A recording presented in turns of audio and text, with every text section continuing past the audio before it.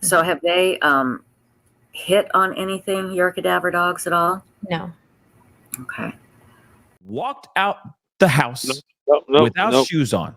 Nope. You got to stop for a minute and use your imagination. He got up and he floated out of the house because no dogs picked up his scent. No kidding.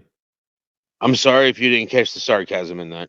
Isn't it true that Emergency Management Agency Director Ken Widener has told us that the canines could not pick up a scent outdoors?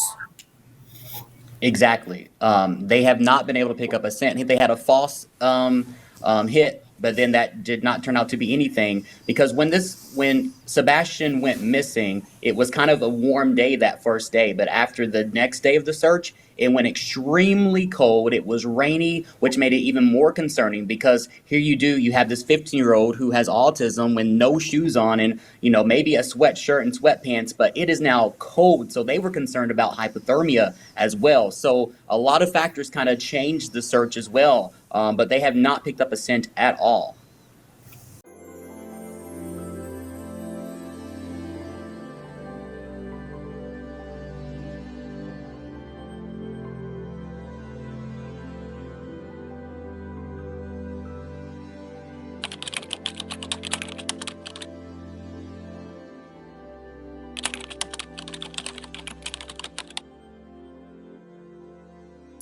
I guess alibi, you would call it.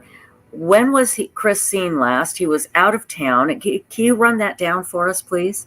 I don't know when Chris was seen last, besides the source that tells us he was at the job site at 5:15 a.m. on the 26th, which was about a little less than an hour before Sebastian was reported missing. Mm-hmm. He was where? A little less than an hour before he was reported missing? He was at his job site at St. Jude's in Memphis. He's February 26th, okay. He's a crane operator. Right. When he was last seen, though, before that was 8 p.m. His vehicle was seen after that at his RV, but him physically being seen was 8 p.m. the night before. But the police have never indicated in any way, shape, or form that they thought Chris had driven home or there was anything nefarious, correct? They haven't indicated much of anything, honestly. Okay. They've said that the family's been cooperative, and that's it. They dodge questions about timelines and alibis and things like that. You mean the police do? Yes. The police do. So you can't really be sure of anything. And Sherry Berry, what Chloe is going on is a vetted source that said that he was at his job, and then his truck was seen at the RV on, was it Monday morning, did you say? Yes. Okay. Well, he was seen. He was seen, okay. At his job site at 5:15 in the morning. Okay. So, Sherry, nobody's cleared. The police have been very clear about that absolutely nobody has been cleared.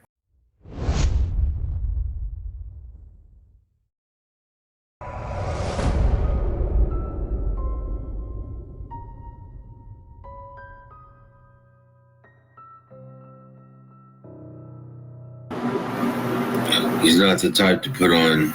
He's not the type to leave the house without putting on socks and shoes. As for running away or leaving, he didn't take his backpack. He didn't take his switch. He didn't take his phone. I mean,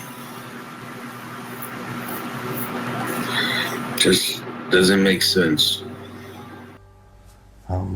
But there's answers to questions that have no answers, or questions with no answers right now that we are searching for desperately, and we just don't have that. Anything is speculation at this point in time, because there is no, as they have said, evidence that leads towards foul play. But there's things that just don't add up. His mother was the last one to see him. She's responsible for this, either through negligence at the bare minimum. Has she been a good mother to Sebastian?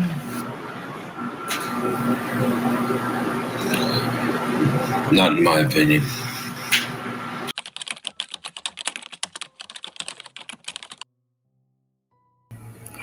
Can you ask, where are the clothes Sebastian wore Texas Roadhouse video? Do we know if he was wearing those clothes when he supposedly disappeared? I don't think he was wearing those clothes, no. Okay.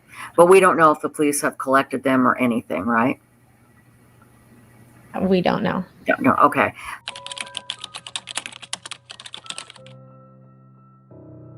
Do you know what the police have done inside that house to search for Sebastian? To my knowledge, their house has been searched over a dozen times by officers. They've used heat-seeking devices, and this comes from the sheriff, to make sure he wasn't in any walls.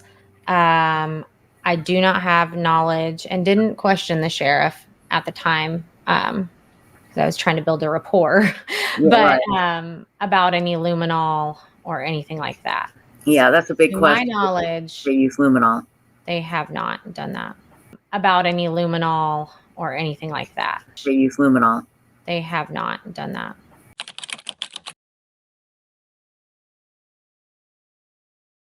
I have had tips for several weeks about people seeing Kathy Bowersock's car that morning before Sebastian was reported missing. I have not been able to validate that that's true.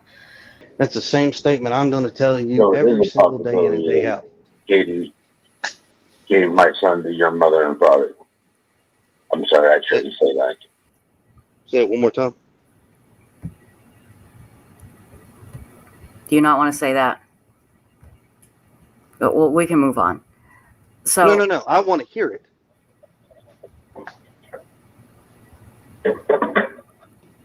There's a rumor out there, Chris, that your mom and your dad have Sebastian. It's been brought up to me. Seth, you know darn good and well you got a question about my I'm just mother. asking. You pick up the Did phone. they take him somewhere to like a boot camp or anything like that, and Katie just thought I wouldn't accept it? I don't think Seth is being accusatory. I think he's just trying to clear up a bunch of BS that's been online. Right, and I'm trying, and I'm telling you, if he's had this suspicion, he's got my mother's phone number. He can pick up the phone and call her. She is not afraid to answer any Chris, I'm questions. asking you. I don't want to talk to your mom. I want to talk to you, and I want to talk to Katie. Well, it's real simple, Seth. To put it to the rest. You have seen the video footage of Seth on Sunday. Don't tell me you hadn't. I know you have. You sat in the room with all the agents. No, they didn't show me the video footage, buddy. So you didn't see, you weren't sitting in a room with law enforcement, the district attorney, when they showed you a video, when you wanted proof of life, saying that you hadn't seen proof since Friday. When you've been at my house the first 3 damn days. Sunday, buddy. Chris, let Seth speak. Go ahead, Seth. Chris, they showed me video proof of him coming out of Texas Roadhouse on Sunday. On a Sunday night. You damn right. Just, Chris. Seth, I got a problem with you sitting here making these accusations. Because if you got a problem with them, guess what? Let's squash it. Okay, here's all the public knowledge you need on this deal. Law enforcement has talked to my parents, my whole family. Once again, the statement is true, what law enforcement says. Just because you hear a rumor doesn't make it true. Chris, I don't think he said it was true. I think he's just trying to clarify. He said that's not clarifying. No, stop sitting here trying to defend his actions. Stop. Okay. The fact is, Chris, is I'm trying to squash the rumor. We're both here. Squashing the rumor. Seth, there is no rumor. You know my parents were not with Katie on Sunday. That's all I'm doing, Chris. No, you're causing a problem because you know damn good and well where my parents were at their house on Sunday night. They weren't near Katie. They weren't near Sebastian. And if you got a problem, all you got to do is pick up the phone and call her. Be an adult. Be a responsible adult. And just call her. Chris. Can you hear me, Chris? Oh, I can hear you. Because all I'm hearing is anger and attitude from you. What I'm trying And you should, Seth. You should. Because what you're doing is bullshit, and you know it. Okay, stop. Okay, People are talking over each other. Enough. Seth, go, and then Chris, go. Please, Seth, and then Chris. Thank you. Chris, a unified front squashes rumors together. That's all I am stating. Okay, Chris. This is a rumor floating around, and I would like us to squash it. The rumor is actually that about your mom, her car being parked at like Warsham's and him getting Okay, so here's the answer. The final answer to this. It's not just an online rumor because people have driven up to me and personally spoken about this. Okay, ladies and gentlemen, can I make the statement? I wish This is very simple.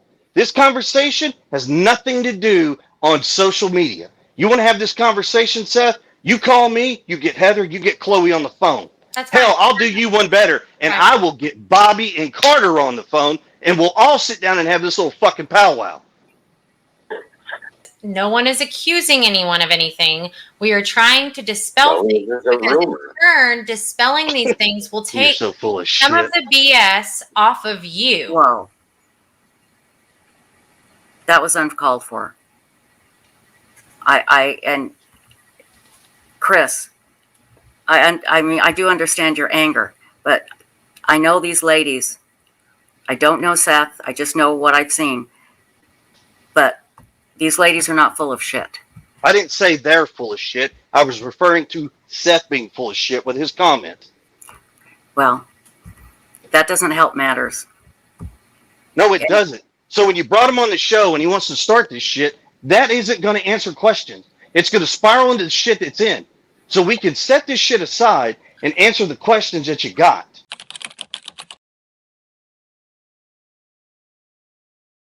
Do you know anything about cadaver dogs being used at the house in the past? I know there were scent dogs, absolutely. Mhm. I know that cadaver dogs that we've brought in have not been to the house, but they've been in the area.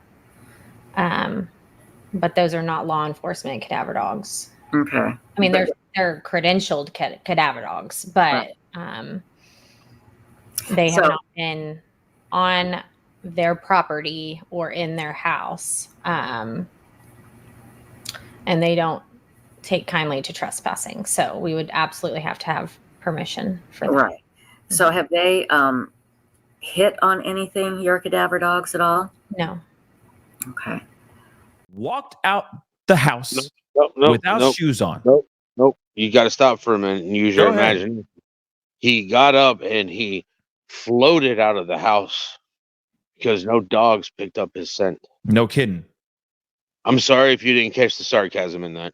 Isn't it true that Emergency Management Agency Director Ken Widener has told us that the canines could not pick up a scent outdoors?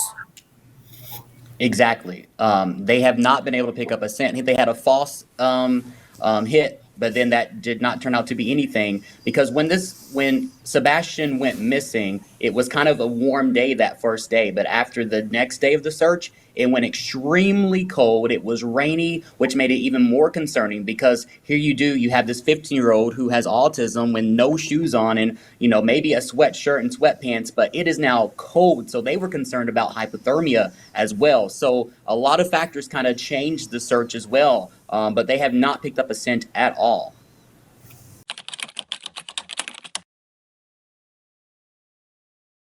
Does the high school have cameras that could pick up an exchange of some sort with Sebastian and they have somebody? cameras because you see Katie drive through the high school parking lot. Right.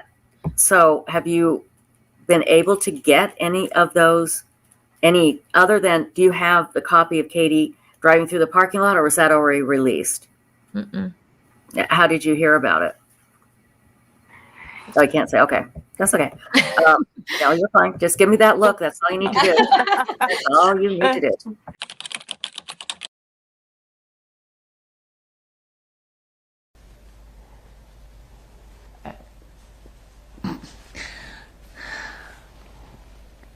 We're on a constant roller coaster ride of helpless and hopeless and many other emotions all in one, and it's a never-ending roller coaster. It doesn't stop. It won't stop until he walks through the door.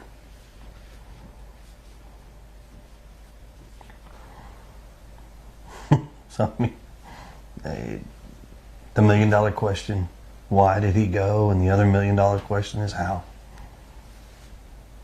What about social media?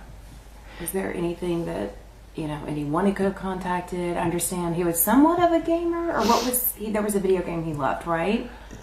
Minecraft. He loves Minecraft. The game that he has is not online. He has the Switch.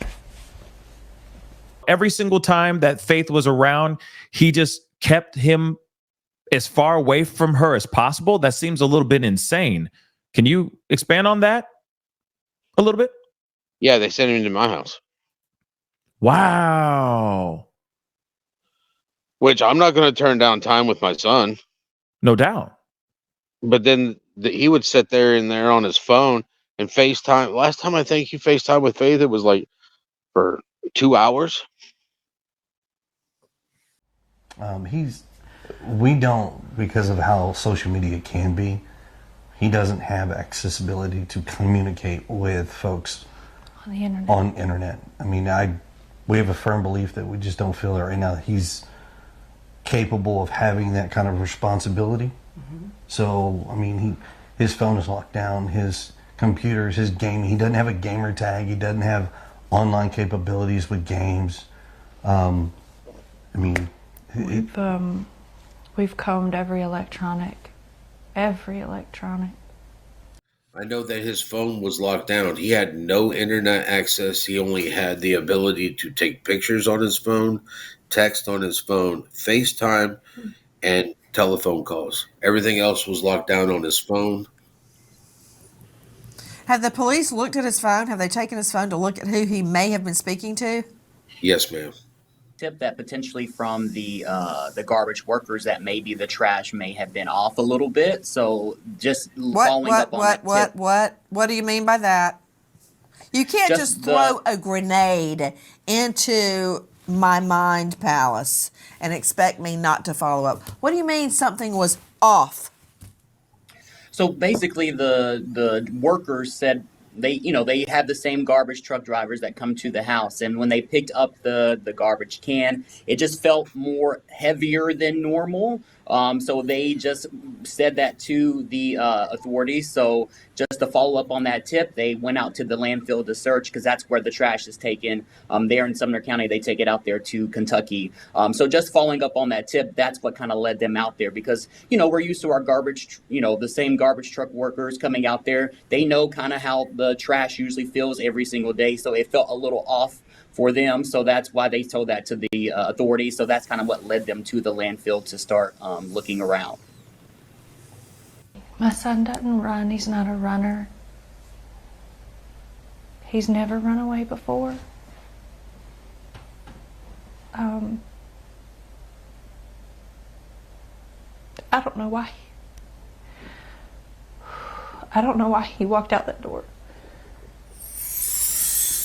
Well, it's been over 4 months that Sebastian Rogers went missing. We find out, as you saw, there was a clip. There's a source that tells us Chris Proudfoot was at the job site at 5:15 a.m. on February the 26th. I wonder who that source is. I guess alibi, you would call it. When was Chris seen last? He was out of town. Can you run that down for us, please? I don't know when Chris was seen last, besides the source that tells us he was at the job site at 5:15 a.m. on the 26th, which was about a little less than an hour before Sebastian was reported missing. He was where? A little less than an hour before he was reported missing? He was at his job site at St. Jude's in Memphis. He's February 26th, okay. He's a crane operator. Right. When he was last seen, though, before that was 8 p.m. His vehicle was seen after that at his RV, but him physically being seen was 8 p.m. We're also told by that same investigator that Chris was seen, he was physically seen at 8 p.m. the night before. Now, this investigator was fired by Seth Rogers for some reasons. I guess he wasn't happy with what was going on, but I'm wondering if all of the information that she is talking about, if it is factual or if it is more just hearsay where they can't really prove it, or if it is actually a concrete alibi. It's very important to know exactly either way, because people are relying upon this information. So it could be very misleading to have that information there and then find out, let's say we find out down the road that it was a mistake and that it can't really be confirmed. But as I said, this investigator said that Chris was physically seen at 8 p.m. the night before. So what's the difference? What does it matter if he was seen at 8 p.m. in Memphis? How about if he left at 8:05 p.m.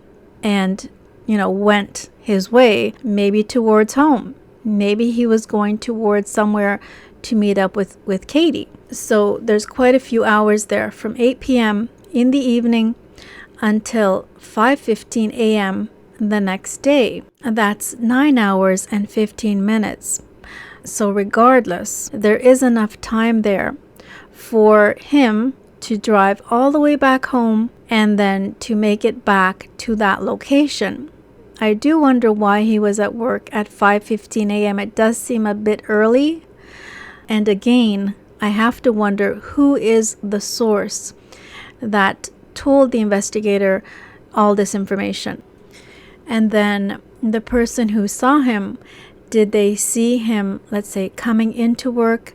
Did they see him leaving work? Where exactly was he seen? What was he doing? Was he in the middle of working? Was he just there, let's say, chatting? Was he there in the parking lot? What exactly was going on when he was spotted at 8 p.m. the night before? And then what was he doing at 5:15? Where exactly was he? What exactly was he doing? Did he actually talk to someone? What does that person have to say? Did they notice anything odd? Did they notice if he was disheveled? Did they find anything suspicious about the way he was acting?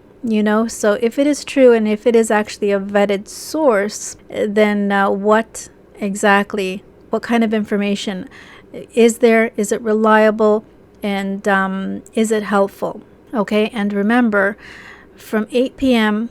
until 5:15 a.m., that is a large space of time, quite a big opening. Within that time frame, you can figure out how far a person can get. And I imagine that there is less traffic at night when things are less congested. Usually when you get onto the highway, when you get on at those peak hours, then you're going to have it. Sometimes you're going to have bumper to bumper traffic and you're going to be sitting there. Whereas if you're driving late in the evening or very, very early in the morning, like sometimes when you get out on a Sunday, you'll see that there's no traffic. And so you can get somewhere a lot faster than if you calculate it for those busy hours of the week. And so I'm just thinking that if somebody is driving from, let's say, Memphis to Hendersonville, if you're taking that route during the day, then it's going to take more time during traffic hours. All right, so we have to also try to take that into account. If a person is trying to make their way back from Memphis at 8 p.m. in the evening, those hours when it's dark, and let's say driving back at, for example, 3:30, 4 a.m., trying to get back at 4 a.m. on the highway, it's not going to be as congested. And so therefore, you can probably save some time versus being parked on the highway. And so let me know what you all think about that. Is that a factor? Am I right? Am I wrong? Does it make a difference? That is something that did come to mind.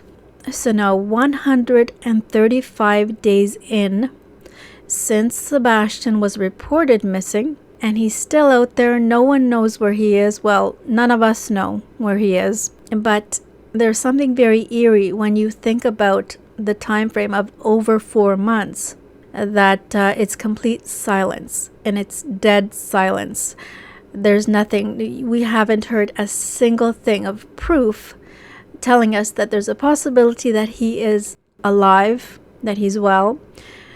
You have to take into account the information that we do have. The parents came out saying that his shoes were not missing. So either he left that house not by his own will and didn't need the shoes, or that when he left, it was in the middle of something, that there was some kind of turmoil. For example, imagine if they had started fighting. There was some kind of upset, there was some argument.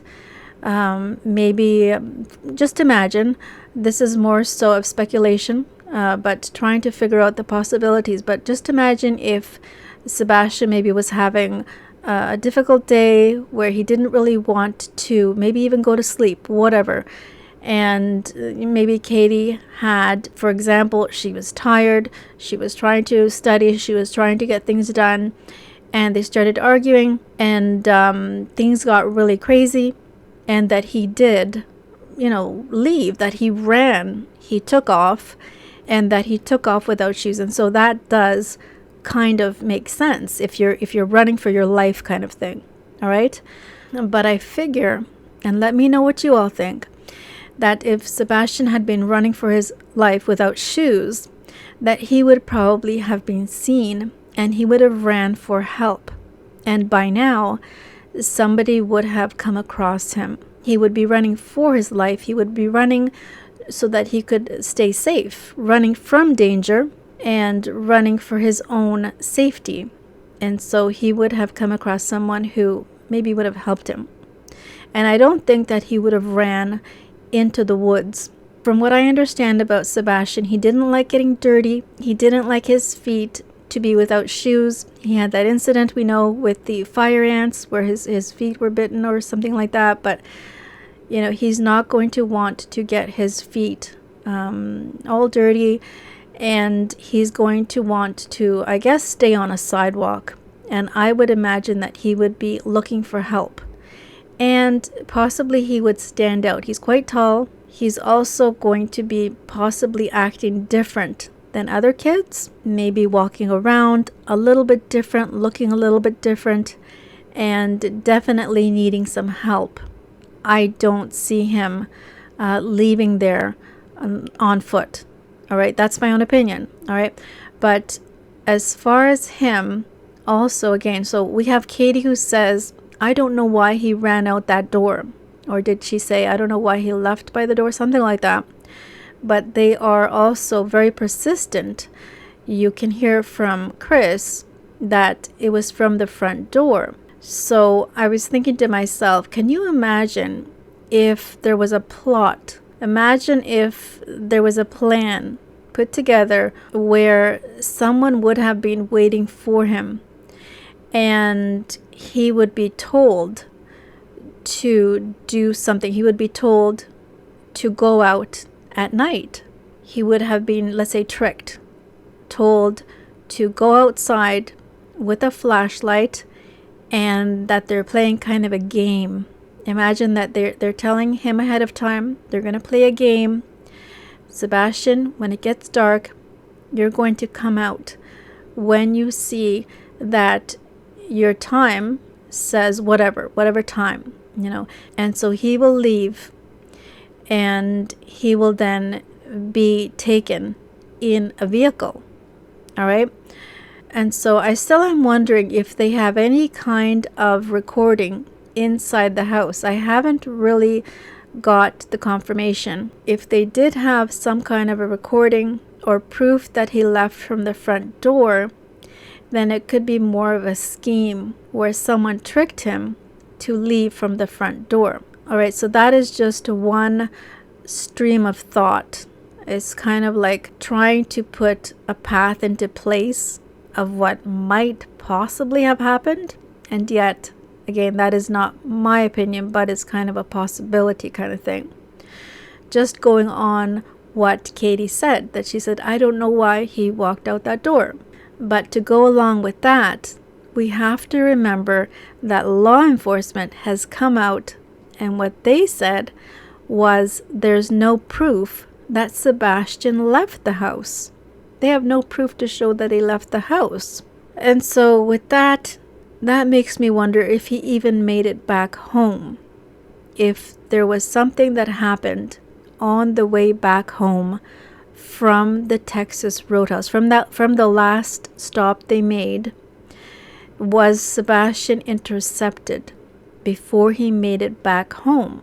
We know that they cannot confirm that it's Sebastian taking out the garbage. So that is also something that we do have to consider. Another big question, was luminol used? Now, the investigator said she cannot confirm that. She said that she doesn't think so. But that is not 100%. Her opinion is that no, they did not use luminol. Do you know what the police have done inside that house to search for Sebastian?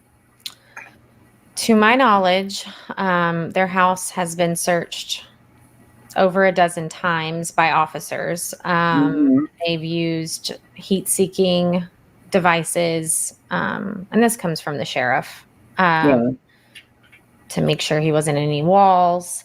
I do not have knowledge and didn't question the sheriff at the time, because I was trying to build a rapport, about any luminol or anything like that.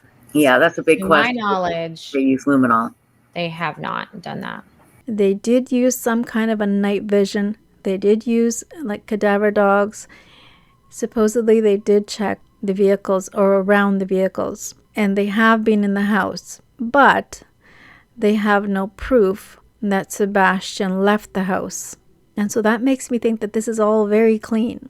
Whatever happened was very clean.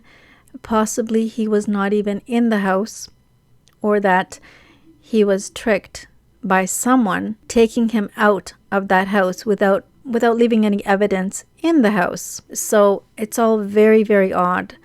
And this is the reason why people are suspicious. People cannot understand how in the world does Sebastian get away from that house without any evidence left to show. Then we have Seth Rogers. He comes out and he said to Chris, he asked him if his mother and father took Sebastian. And of course, Chris was enraged with, even having Seth ask that question, of course. But that is out there. And even Seth himself, Sebastian's dad, has considered or is wondering if that is possible. There's a rumor out there, Chris, that your mom and your dad have Sebastian. It's been brought up to me. Seth, you know darn good and well you got a question about my I'm just asking. You pick up the Did phone. they take you somewhere to like a boot camp or anything like that, and Katie just thought I wouldn't accept it? I don't think Seth is being accusatory. I think he's just trying to clear up a bunch of BS that's been online. Right, and I'm trying, and I'm telling you, if he's had this suspicion, he's got my mother's phone number. He can pick up the phone and call her. She is not afraid to answer any Chris, questions. I'm not saying you. I don't want to talk to your mom. I want to talk to you, and I want to talk to Katie. Well, it's real simple, Seth. To put it to the rest. You have seen the video footage of Seth on Sunday. Don't tell me you hadn't. I know you have. You sat in the room with all the agents.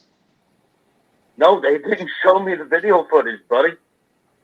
So you didn't see, you weren't sitting in a room with law enforcement, the district attorney, when they showed you a video, when you wanted proof of life, saying that you hadn't seen proof since Friday.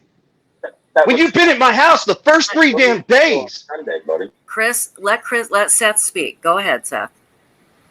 Chris, they showed me video proof of him coming out of Texas Roadhouse on Sunday. On a Sunday night. You damn right.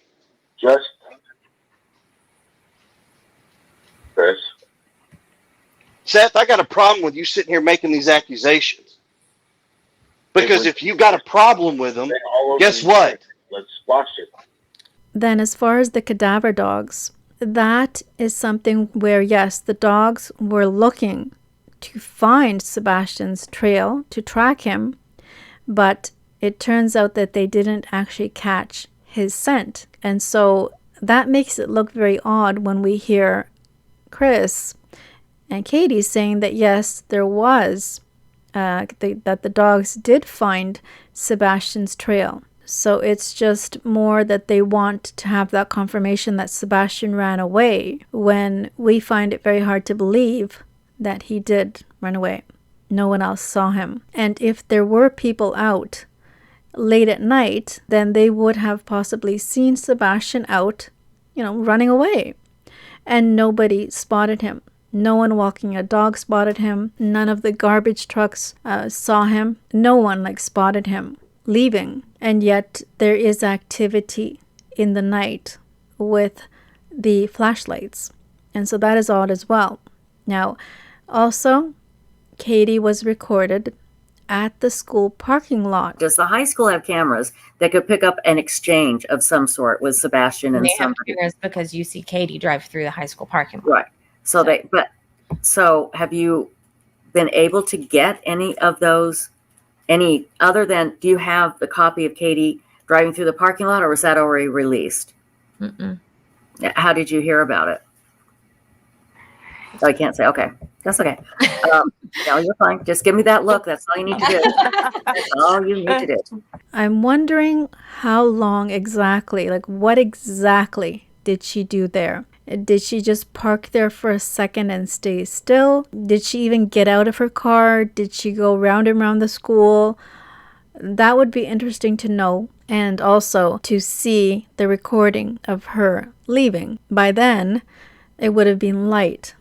So it's different than the time when Sebastian went missing was sometime after midnight, according to Chris and Katie. Another thing we have to talk about is kind of an alibi, which Chris and Katie have given, that she had fallen asleep. And that is kind of an alibi, and it's kind of an innocent thing. What is more innocent for a person other than to be asleep? You're not doing anything evil, you're sleeping. And so that is their alibi, because Chris is the one that confirms for us. He's the one that says that he told Katie to go to sleep. And so they're kind of backing each other up. And around 9 p.m., you tell Sebastian to go to bed. He says okay and goes to his room. Is that correct? Yes, ma'am. That night, I understand from previous statements you've made that you went to bed around midnight. Is that correct? It is. And to you, Mr. Proudfoot, Chris Proudfoot, did you also go to bed at midnight, or before or after? No, ma'am. We went to bed around the same time because we were on the phone together. And He was not home. please excuse any of my questions. I'm simply trying to find out more about that night. Do you two sleep in the same bedroom? He wasn't actually in the home at all that weekend. You were not home. No, okay. ma'am. So where were you, Mr. Proudfoot? I was in Memphis, Tennessee. How far away is that? 3 hours and 37 minutes from doorstep to doorstep. And what were you doing in Memphis? Working. Where do you work? I'm currently working, or was working, at the St. Jude Children's Hospital construction project. Yes, I'm very familiar with St. Jude's. You said you were working there. Are you no longer working there? Right now, that's up in the air. Well, you've been gone ever since Sebastian went missing, so I understand. When you are home, do you two sleep in the same bedroom? Yes, ma'am. Yes, ma'am. That night, Miss Proudfoot, at midnight when you went to bed, what did you do until midnight? I had been reading a chapter that I needed to, and I had been talking to my husband on the phone. I was falling asleep on him, so that's when he told me it was around midnight. He told me to go ahead and put the dogs up and go to bed, and that's what I did. I got up, put the dogs where they sleep, and then I myself went to bed. Where do they sleep? They have a big pen. Walk us through that Sunday night that he went missing. So walk us through, we've got so many people who really want to know, okay, how did this happen? So kind of just walk us through that night. We were out and about that day. We were having a really good weekend. We got home. Everything was pretty normal. He was playing in his room. When I told him to go to bed, he did. He said, "Good night, Mom, I love you." Said good night to his puppies. A little bit later, I wound up going to bed, and when I woke him up for school, he wasn't there. And so at that point, is that when you call 911, or what's going through your mind? While we were on the phone, and I was like, is he on the other side of the bed? The normal places he may be in the house, and he wasn't. So I was like, okay, well, hold on a minute. And immediately after that, we called the sheriff's department and made the report. I ran all over the house, outside, inside. I looked in every closet. Within minutes, they were here. They responded within minutes, and here we go. So you said you were on the phone with her, so Yes, you were not home? No, ma'am. Okay. I was at work. I'm a tower crane operator, and I was working in Memphis at the St. Jude Project. So it's, I have an earpiece in that talks to my phone. I have another earpiece in that does the radios. So when she was talking to me, it was like, what? I was confused. We talked about where he could possibly be, and then we went from there and led to calling the cops, and here we are now. So you said you were on the phone with her, so Yes, you were not home? No, ma'am. Okay. I was at work. I'm a tower crane operator, and I was working in Memphis at the St. Jude Project. So it's,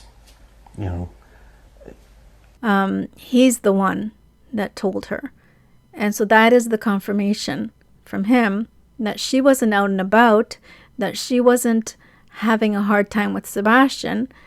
It's that she went to sleep, that she had fallen asleep while she was on the phone with him. And so that is the alibi coming from Chris. So, and it's the two of them together backing up that story. And so that is not great as far as an alibi. So that is a problem. Then another thing, which is my opinion, it seems that Chris and even Katie, a lot of the stuff they say, the comments that they make, seem to be things which are cliche. And that is something which, it's a phrase that you might have heard, a saying that you might have heard said many, many times. And it's just something which is used, when you have to make comment to someone, or just let's say you are meeting up with someone and you're not going to get, deep into a conversation, but you're just going to have like a pleasantry, a comment which is just generic. And that is what it seems like when I hear the comments from Chris. You would have noticed I put a couple of clips in, and it seems more so like a cliche thing, something that he heard through his life, something that he heard maybe in a movie, or that kind of thing, versus it being a feeling which is coming from him, where there's emotion coming, where It's like the fact of what happened. It more seems like he's just remembering certain generic sayings and he is using those. Now, that is my opinion. That is what it looks like to me. Just like when he says the $1 million question, that really isn't appropriate for when you have a missing child. There's more of a gravity when you consider that they have lost a child. So it's pretty horrifying for a parent to be in that situation. You know, you wouldn't say that's the $1 million question in kind of like he just doesn't seem to be, you know, fearful or concerned or feeling any dread. You know, but I do see some dread when I see Katie talking. She does seem like she's dreading something, definitely. But there's an awkwardness there, which I don't feel like it's what happened. It doesn't fit with what she said happened. But I can see that she's nervous, that it seems like there's something dreadful, something horrible. But I don't know exactly what it is, of course. So let me know what you all think of it. You know, have you noticed any of this stuff? And now with the time that has passed, you know, the days are going by.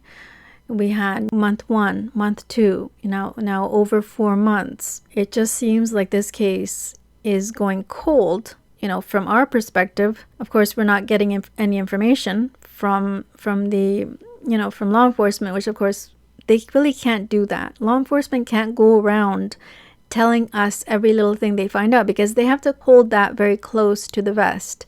They have to run a very stealth, undercover investigation. If they have a lead, they're not going to come out and blurt that out. You know, all of us, we pretty much understand that. But what I'm saying is that looking from the outside, to me, it doesn't look like this is a case where Sebastian ran away. I'm just thinking that by now, he would have been found. He would have gone towards, let's say he would have gone for that ice cream shop. He would have gone and towards a store, towards an area where there would have been help. I just don't believe that Sebastian walked himself into the wilderness. I don't believe that. I don't believe that he walked in through some bushed area where there's branches everywhere, where there's, you know, sticks and stones and things which are going to hurt his feet, to go into a wooded. I just don't see him doing that at all. I don't believe it. They are searching for him, but they decided to scale back the search. I think it's because they realized that this is not a runaway child where he ran into the wilderness. I can understand if a child is, for example, if a child is maybe the age of 2, 3, 4, 5, even maybe 6, that they would go off walking, less aware of the path they're taking. If they're going towards the wilderness, you know, they're kind of just exploring and they can get lost. But Sebastian knew his way around, and some kids are very good with that. They might have a really good memory. They're aware of where they are. And Sebastian was that type of kid where he knew how to make his way to his father's house, which is quite far away in, I think it's called Clarkson, and over an hour away. And again, he knew how to get to Culver's ice cream. He knew how to make his way. He was very smart. And so I really, really don't see him walking himself into the wilderness. All right.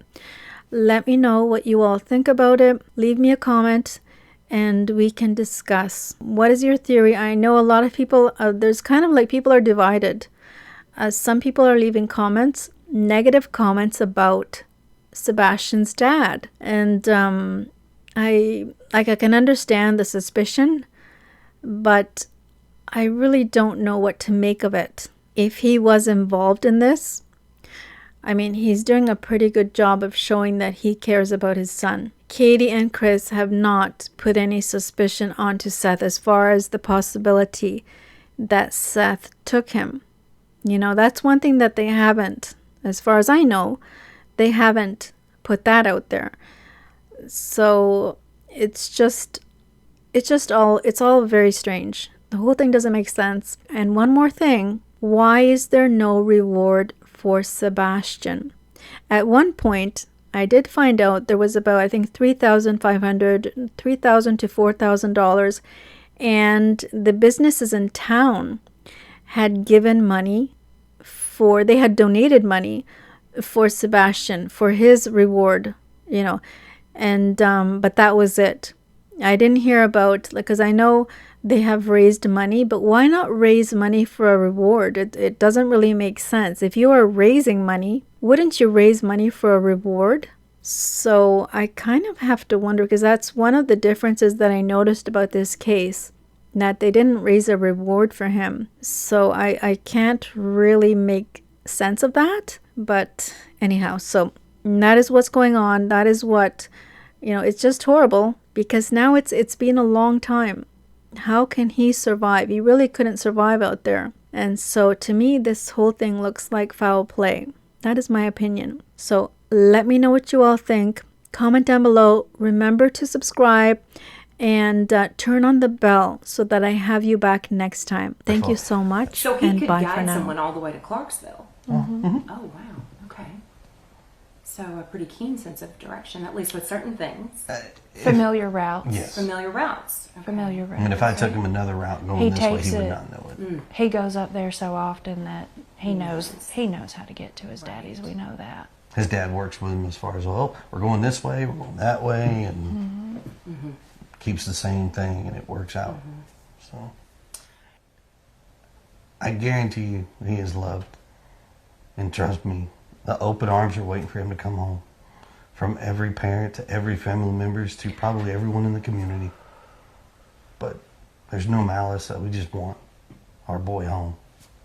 Badly. But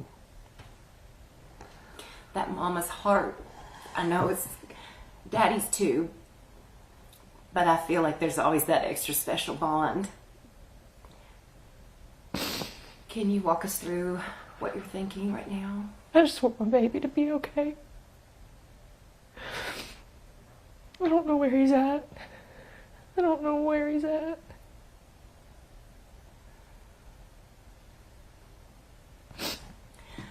Let's talk about the community, because I want you all to know, even my church body, I mean, we're all praying for his safe return quickly. What do you all want to say to the community? Thank you. with everything from the bottom of our hearts. I would not have imagined how far this has gotten, but there's no way to repay the gratitude, the love that we've felt from the community, the prayers. But thank you. But from don't the bottom of our stop hearts. looking. Yeah, please. My son is somewhere. This ain't over until he's home.